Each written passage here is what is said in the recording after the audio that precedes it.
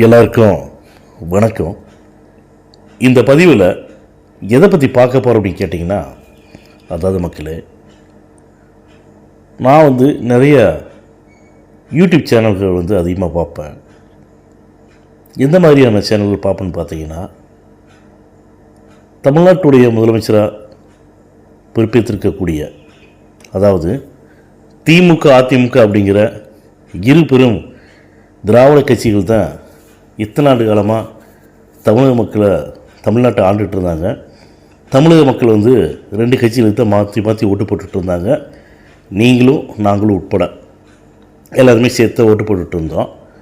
ஆனால் மக்களுடைய வரி பணத்தை கொள்ளையடித்து தான் ஒரு குடும்பத்துக்காக எதுக்கு இத்தனை லட்சம் கோடி சொத்து சேர்க்குறாங்க அப்படிங்கிறத யாருமே புரிஞ்சுக்க முடியல. எதுக்குன்னே தெரியல. இல்லை கொண்டு போகும்போது சாகும்போது இத்தனை லட்சம் கோடியை ஒவ்வொருத்தரோட சபை வெட்டிகளை போட்டு புதைக்க போகிறாங்களா அப்படிங்கிறது தெரியல. ஏன்னா இதுக்கு முன்னாடிலாம் வாழ்ந்தவங்க எத்தனையோ பேர் எவ்வளோ சொத்து சேர்த்தாலுமே சவப்பெட்டிகளில் தான் மட்டும்தான் போவாங்க, தன்னை மட்டும்தான் அடக்கம் பண்ணுவாங்க இல்லையா? ஆனால் இந்த திமுக மட்டும் ஏன் இப்படி பண்ணுறாங்க அப்படிங்கிறத தெரியல. திமுக மட்டும் இல்லை, மக்களுடைய வரிப்பணத்தை கொள்ளையடிக்கிற எல்லாத்துக்கும் இதே கேள்வி தான். நீங்கள் சாகும்போது கூட உங்களுக்கு என்னத்தை கொடுக்க போகிறாங்க சொல்லுங்கள்? அப்போ உயிரோடு இருக்கும்போது உங்களை நம்பி ஓட்டு போட்டு ஜெயிக்க வச்ச மக்களுக்கு மக்களுடைய வரிப்பணத்தில், மக்கள் கட்டக்கூடிய வரிப்பணத்தில் நீங்கள் மக்களுக்கு நல்லது பண்ணுறதுல உங்களுக்கு என்ன வலிக்குது சொல்லுங்கள்?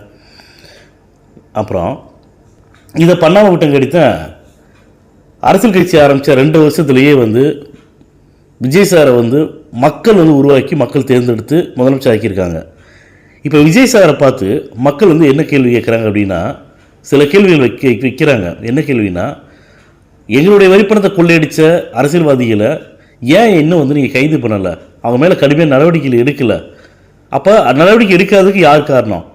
ஒரு சில அதிகாரிகள் காரணமா? ஏற்கனவே திமுகட்டையும் அதிமுகட்டையும் விசுவாசியில் இருந்த பணிபுரிஞ்ச, இப்போவும் திமுகவுக்கும் அதிமுகவும் விசுவாசமாக இருக்கக்கூடிய அதிகாரிகள் தமிழக வெட்டிகளத்துடைய ஆட்சியில் இருக்காங்காட்டி அவர்கள் மீது கைது நடவடிக்கை எடுக்கவோ என்ன நடவடிக்கை எடுக்கவோ இருந்தாலும் தயக்கப்படுறாங்க.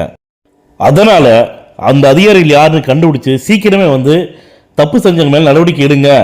மக்களுடைய வரிப்பணத்தை கொள்ளையடித்தவங்களை தயவு செஞ்சு விட்டுற வேணாம். அவங்கள்ட்ட இருக்கக்கூடிய பணத்தை எல்லாம் பிடுங்கி அரசோட கருவூலத்துக்கு கொண்டு வாங்க. எங்களுக்கு இலவசங்கள் எதுவுமே வேணாம் விஜய் சார், தயவு செஞ்சு அந்த சம்மந்தப்பட்ட அரசியல்வாதி மேலே நடவடிக்கை எடுங்கன்னு மக்கள்